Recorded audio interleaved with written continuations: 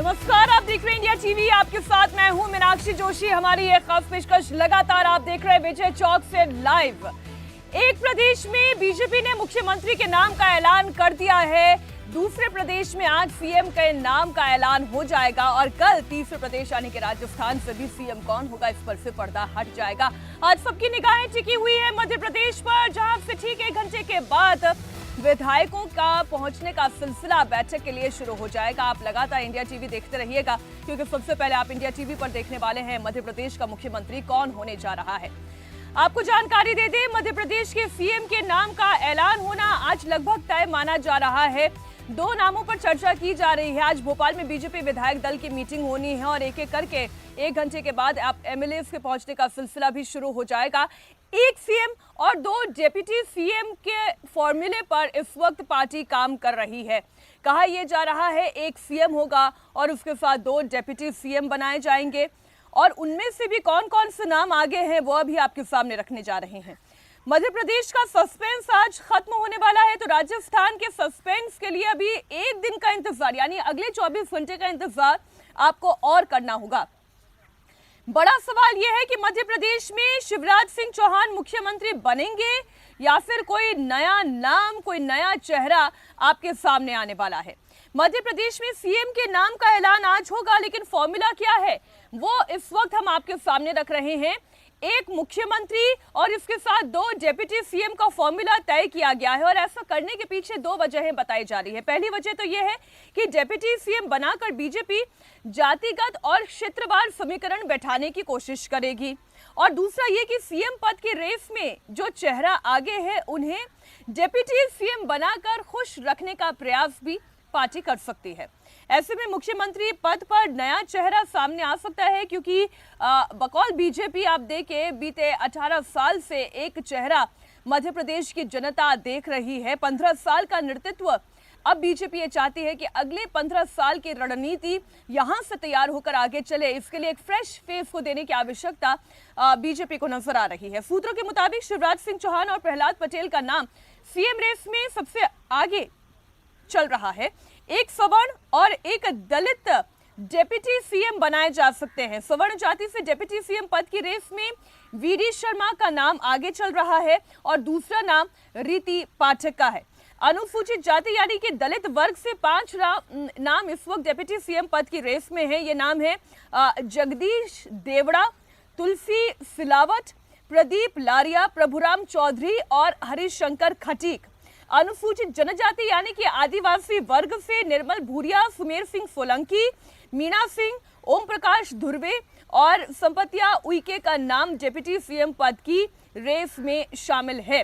तो यानी आप ये समझ सकते हैं कि शिवराज सिंह चौहान और प्रहलाद पटेल इन 2 में से कोई एक मुख्यमंत्री बनेगा और डिप्टी सीएम पद की रेस में वीडी शर्मा और रीति पाठक का नाम इस वक्त आगे चल रहा है। अब सीएम कौन बनेगा इस पर रेस में शामिल कोई भी दावेदार कुछ भी बोलने के लिए तैयार नहीं है और यही बीजेपी के आप पिछले 10 साल का रिकॉर्ड देखें तो जिसका भी नाम आगे चल रहा होता है या पीछे है, कोई कुछ नहीं बोलता है, एक चुप्पी नजर आती है और सब यही कहते हैं कि जो विधायक दल की बैठक होगी उसमें जो निर्णय लिया जाएगा वो आपके सामने आ जाएगा। लेकिन एक बात तय है कि प्रधानमंत्री नरेंद्र मोदी के जेब में वो पर्ची है जिसमें मुख्यमंत्री का नाम तय है। प्रहलाद पटेल कल अपने एक क्षेत्र दमोह में थे। प्रहलाद पटेल ने कहा कि पार्टी ने उनसे बताने के लिए कहा है कि वो कुछ नहीं बोलेंगे। जरा सुनिए उन्होंने क्या कहा। अरे मैंने 9.5 साल में एक भी कोई समाचार दमोह के पहले कहीं और ब्रेक किया तो नहीं किया। बजट पे भी हर चीज पहले इसलिए मुझे लगता है कि ये भी ब्रेक कर दीजिए। तो मेरे पास होती तो मैं कर देता। अगर मुझे कहा गया होता तो मैं बता देता कि हाँ मैं मुझे कहा। पार्टी में होता नहीं है। तो आपने आपने देख लिया, प्रहलाद पटेल ने कहा कि कोई भी खबर यहाँ से तो मिलने वाली नहीं है। पार्टी ने उन्हें कहा है कि कुछ नहीं बोलना है। तो क्या इसका मतलब ये है कि उन्हें पता है कि कौन मुख्यमंत्री बन रहा है, लेकिन वो भी ऐलान का इंतजार कर रहे हैं। खैर, अब शिवराज सिंह चौहान की बात करते हैं। मध्य प्रदेश के मुख्यमंत्री रहे हैं, उन्होंने अपनी जिम्मेदारी बखूबी निभाई है और इस चुनाव के दौरान भी उन्होंने जमकर जोर लगाया है। अब शिवराज सिंह चौहान को 3 पोस्ट दी जा सकती है।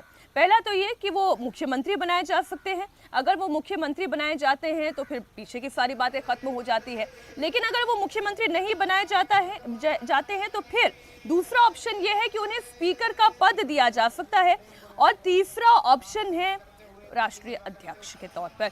तो हाईकमान का फैसला आने से पहले शिवराज सिंह चौहान फुल एक्शन में दिखाई दे रहे हैं। एक तस्वीर इस वक्त आप शिवराज सिंह चौहान की देख रहे होंगे। वो पूजा पाठ करते हुए नजर आ रहे हैं। वो 2024 के लिए कह रहे हैं मैंने कमर कस ली है, मैं तो आगे की रणनीति पर, आगे की युद्ध के लिए तैयारी कर रहा हूँ। वो लगातार उन इलाकों का दौरा कर रहे हैं जहाँ पर बीजेपी को जीत नहीं मिली है, उसके कारण तलाशने की वो कोशिश कर रहे हैं। तो इसका मतलब ये तय है कि शिवराज सिंह चौहान भी मन बना चुके हैं कि जो भी उन्हें ऊपर से ऑर्डर आएगा, विधायक दल की बैठक में जो भी तय किया जाएगा, उसके आधार पर उनका अगला कदम होगा। लेकिन फिलहाल पूजा पाठ के अलावा विकल्प उनके पास भी कुछ नहीं है।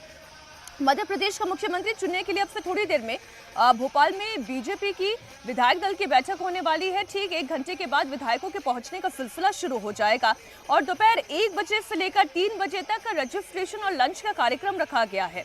3:30 बजे विधायकों की एक ग्रुप फोटो भी ली जाएगी और 3:50 पर विधायक दल की बैठक शुरू हो जाएगी। यानी बैठक का सिलसिला आप समझें, जो 3:50 पर तकरीबन आप 4 बजे का वक्त मानकर चले, तब विधायक दल की बैठक शुरू होगी और जैसे ही ये बैठक खत्म होती है आपके सामने वो नाम आ जाएगा जिसका इंतजार नतीजों के बाद से मध्य प्रदेश की जनता कर रही है। हमारे सहयोगी अनुराग अमिताभ इस वक्त जुड़ गए। कुल 6 नाम इस वक्त हम चर्चा में ला रहे हैं अनुराग, जिसमें से मुख्यमंत्री से लेकर उप मुख्यमंत्री तक का नाम शामिल है। लेकिन शुरुआत हम करते हैं शिवराज सिंह चौहान के साथ, जिनकी तस्वीर इस वक्त हम आप देख रहे हैं। पूजा पाठ कर रहे हैं, जिन इलाकों में बीजेपी को जीत नहीं मिली उन इलाकों का दौरा कर रहे हैं। अगर वो मुख्यमंत्री बनाए जाते हैं तब तो कोई सवाल ही नहीं, लेकिन यदि नहीं बनाए जाते तो फिर क्या विकल्प है?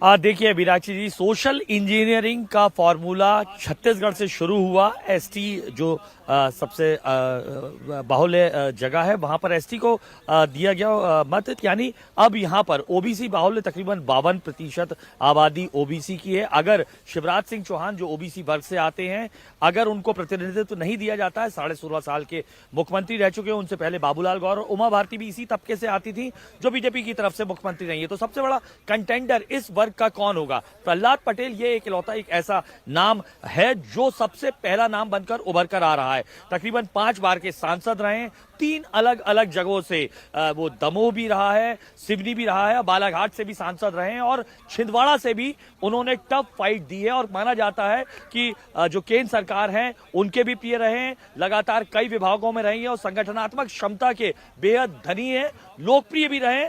इसलिए सबसे पहला नाम जो अगर ओबीसी तबके को अगर मुख्यमंत्री बनाया जाता है इतर डिप्टी सीएम से, तो उनका नाम आता है। दूसरा एक नाम जो डार्क हॉर्स के तौर पर शुरू में तैरा, चूंकि उन्होंने विधानसभा का चुनाव नहीं लड़ा, ज्योतिरादित्य सिंधिया एक बड़ा नाम उभर कर आ रहा है। उड्डयन मंत्री के रूप में तमाम उन्होंने ऐसे काम किए जो नरेंद्र मोदी को प्रिय रहे। आरएसएस के भी कुछ तबकों में उनकी लोकप्रियता मानी जाती है और उनको बनाने से एक मैसेज जो है वसुंधरा राजे सिंधिया तक, राजस्थान तक भी पहुंचता है। नंबर 3, ये उनके जरिए अगर ज्योतिरादित्य सिंधिया को बनाया जाता है, जिसके चांसेस कम से कम उनके समर्थक मान के चल रहे हैं, युवा चेहरा, अगले 10 वर्षों तक वो मध्य प्रदेश में बीजेपी को मजबूत कर देंगे। और अगर उनको बनाया जाता तो ये एक मैसेज तमाम उन लोगों को तक जाता है जो डिफेक्ट करके आते हैं कि अगर आप पार्टी छोड़कर आते हैं, चूंकि उन्होंने सरकार बनाने में बड़ा रोल निभाया, तो आपको, जैसे हेमंत बिश्वा शर्मा को मुख्यमंत्री बनाया गया, एकनाथ शिंदे को हमने देखा तस्वीरों में मुख्यमंत्री बने, ऐसे ज्योतिरादित्य सिंधिया सिंधिया को भी मुख्यमंत्री बनाया जा सकता है। सचिन पायलट को एक संदेश हो सकता है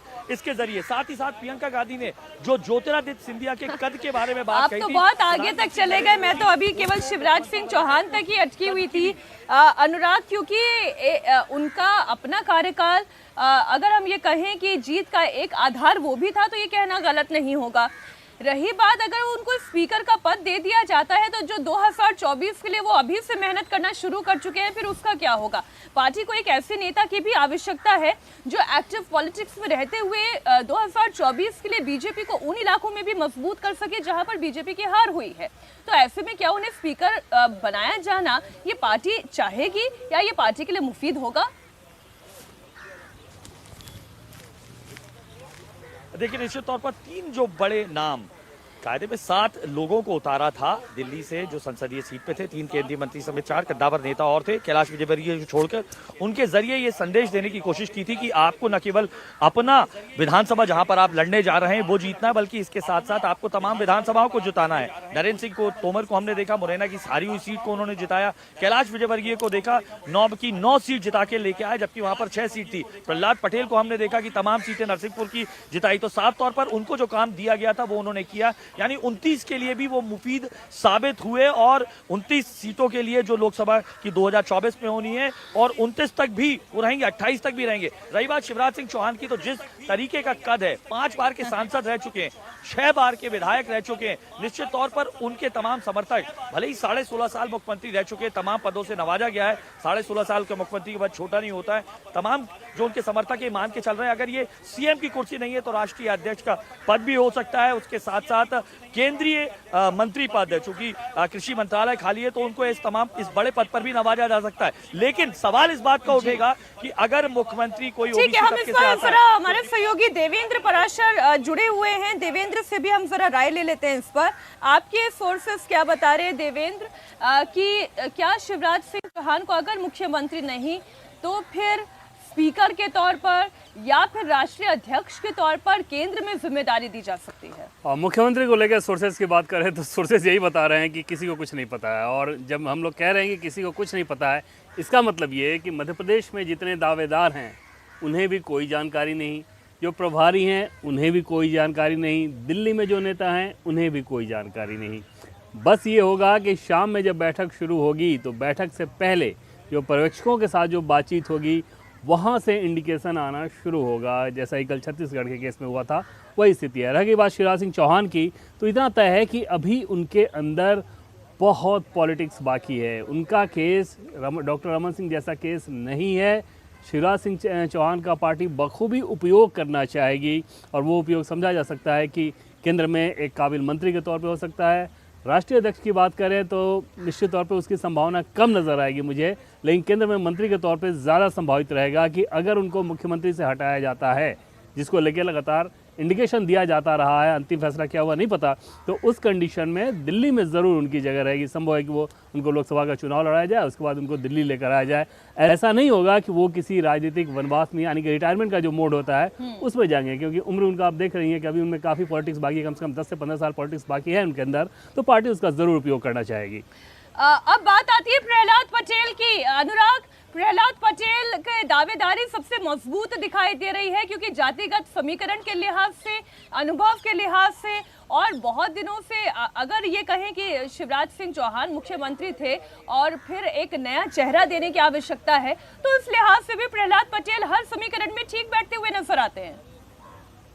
अनुराग, देखिए तकरीबन 12 देखिए मैं आपको बताऊं 52% ओबीसी का तबका है, तकरीबन 12% उसमें लोधी समुदाय जो है वो आता है। साफ तौर पर अगर ये ओबीसी कंटेंडर के रूप में अगर देखा जाए तो प्रहलाद पटेल मुफीद साबित होते हैं बजाय ज्योतिरादित्य सिंधिया की। तस्वीरों में मैं आपको पहले तो मैं ये दिखा दूं, यहाँ पर तमाम जो बड़े जो छत्रा पाने वाले हैं उसकी तैयारियां पूरी हो चुकी हैं। ये जो आपको जगह दिखाई दे रही है यहाँ पर आप देख रहे हैं इस तरीके से, चूंकि प्रधानमंत्री मुख्यमंत्री शिवराज सिंह चौहान के साथ तमाम Z+ सुरक्षाकर्मी भी आएंगे, उनकी यहाँ पर जो है स्कैनिंग हो रही है, और यहाँ पर तमाम जो निर्वाचित विधायक दल है वो यहाँ पर बैठने वाला है। मैं तस्वीरें आपको सीधे लिए चलता हूँ वहाँ पर जहाँ से मध्य प्रदेश का मुख्यमंत्री कौन होगा इसका जो है पता चलेगा। और सबसे बड़ी बात, आप पीछे सच्चाई दरअसल जो देवेंद्र ने कही है उससे इतर नहीं है कि कोई भी नहीं जानता है कि दरअसल मध्य प्रदेश का मुख्यमंत्री कौन बनेगा। पीछे आप देखें लिखा हुआ है एमपी के मन में मोदी, देश के मन में मोदी, लेकिन मोदी के मन में कौन मुख्यमंत्री बनेगा ये अपने आप में बड़ा सवाल है। यहाँ पर 1 बजे से 3 बजे तक, जो जगह मैं आपको दिखा रहा हूँ, यहाँ पर 1 से 3 बजे तक तमाम विधायक यहाँ पर बुलाए जाएंगे, यहाँ पर पंजीयन होगा, उसके बाद उनका यहाँ पर भोजन होगा। और ये वो जगह है जहां से तस्वीर पूरी निकल कर आएगी कि दरअसल मध्य प्रदेश में मुख्यमंत्री पद का ताज किसके माथे पे सजेगा। ये वो 163 चेहरे होने वाले हैं जो दरअसल अगर माने तो तय करेंगे कि दरअसल मुख्यमंत्री होगा कौन। और पीछे अगर मैं आपको एक बैकड्रॉप में एक लिखा हुआ जो दिखाई दे रहा है, संगठन तंत्र की शक्ति वैभव का चित्र सजाती, यानी एक मैसेज देने की कोशिश इसके जरिए की जा रही है कि जिस तरीके की बात चल रही है कि ये चुनाव लाडली बहना या दूसरी योजनाओं ने जिताया है, तो दरअसल ये पूरा चुनाव चाहे वो नरेंद्र मोदी हो या अमित शाह हो, उनकी संगठन की क्षमता ने नहीं चुनाव जिताया है। ये इसके मायने हैं। पीछे ये वही मंच है जहां पर तमाम जो पर्यवेक्षक हैं उसके साथ साथ जो प्रभारी हैं वो मौजूद रहेंगे और ये तय करेंगे कि दरअसल अभी जो तस्वीर है, वो जो तस्वीर जो 16.5 सालों से चली आ रही है, उस तस्वीर को बदला जाना है। और एक परंपरा जो छत्तीसगढ़ से चालू हुई है, हालांकि वीरेंद्र सखलेचा के जमाने में पहले भी डिप्टी सीएम रखा जा चुका है, लेकिन क्या इस बार बीजेपी मध्य प्रदेश में भी वही फॉर्मूला अपनाएगी? और अगर वो फॉर्मूला अपनाएगी तो किस तरीके का? वो सोशल इंजीनियरिंग का फॉर्मूला होगा? ओबीसी अगर मुख्यमंत्री बनेगा तो क्या सवर्ण डेप्यूटी सीएम लाया जाएगा, एससी डेप्यूटी सीएम लाया जाएगा? फिर उन तमाम क्षत्रपों की बारी आती है जो प्रधानमंत्री नरेंद्र मोदी के अम्ब्रेला के नीचे तो काम करने को तैयार थे, लेकिन यहाँ पर मुख्यमंत्री बनता है तो आप सोच के देखिए, नरेंद्र सिंह तोमर जैसे कद्दावर व्यक्ति है, कैलाश कह रहे हैं अनुराग की कास्ट डायमेंशन को देखते हुए इस इक्वेशन को भी बनाए रखना बहुत जरूरी है और इसलिए 2 डेप्यूटी सीएम के तौर पर एक फॉर्मूला बनाने की कोशिश की जा रही है। देवेंद्र भी हमारे साथ जुड़े हुए हैं। देवेंद्र, जब हम कास्ट इक्वेशन की बात करते हैं, अगर प्रहलाद पटेल को सीएम के तौर पर उनका नाम फाइनल किया जाता है तो डेप्यूटी सीएम में रीति पाठक और वीडी शर्मा, ये 2 नाम इस वक्त आगे चल रहे हैं। और देखिए वीडी शर्मा ने तो क्योंकि विधानसभा का चुनाव नहीं लड़ा है तो उसमें फिर से मुझे संदेह रहेगा उसमें कि क्या उनको डिप्टी सीएम बनाया जाएगा। लेकिन इतना समझा जा सकता है कि अगर ओबीसी फेस को आप मुख्यमंत्री बनाते हैं, जैसे मान लीजिए प्रहलाद पटेल की हम लोग बात कर रहे हैं, तो शिवराज सिंह चौहान के ओबीसी फेस हैं, ओबीसी को आप हटाएंगे तो लाजमी तौर पर पॉलिटिकली तो यही समझ में आता है किसी ओबीसी को ही देंगे। उस हिसाब से प्रहलाद पटेल जो कि कम से कम 50 विधानसभा सीटें तो ऐसी है जहाँ पे लोग बहुत निर्णायक वोटर होते हैं, तो उसका बड़ा एक फ़ायदा मिल सकता है। और उस कंडीशन में अगर सीएम ओबीसी होगा तो डिप्टी सीएम निश्चित तौर पे फिर फॉरवर्ड चुना जाएगा। और आमतौर पर मध्य प्रदेश में आप बीजेपी को देखें तो प्रदेश अध्यक्ष और सीएम इन दोनों में एक तरह से स्वैपिंग ये रहता है, क्योंकि शिवराज सिंह चौहान लगातार ओबीसी फेस मुख्यमंत्री रहे हैं, तो वहाँ पर प्रदेश अध्यक्ष ज़्यादातर फॉरवर्ड ही दिया जाता रहा है। और जैसे बीडी शर्मा की मौजूदा अध्यक्ष की बात कर लें, वो फॉरवर्ड, उनसे पहले राकेश सिंह वो फॉरवर्ड। तो कोशिश ये की जाती है कि अगर सरकार का मुखिया ओबीसी कम्युनिटी का हो तो संगठन का मुखिया जो है उसको फॉरवर्ड कम्युनिटी से दिया जाए। इसी तरह का इक्वेशन सीएम और डिप्टी सीएम में भी देखने को मिलेगा। अनुराग, डेप्यूटी सीएम के तौर पर 2 नाम जो सबसे आगे चल रहे थे वो तो हमने रखा, लेकिन उसके अलावा भी नामों की एक लंबी लिस्ट है। मैं जैसे पढ़ पा रही हूँ, जगदीश देवड़ा, तुलसी सिलावट, प्रदीप लारिया, प्रभुराम चौधरी और हरिशंकर खटीक। इसके अलावा अनुसूचित जनजाति और आदिवासी वर्ग से भी 6 नाम इस वक्त आगे चल रहे हैं।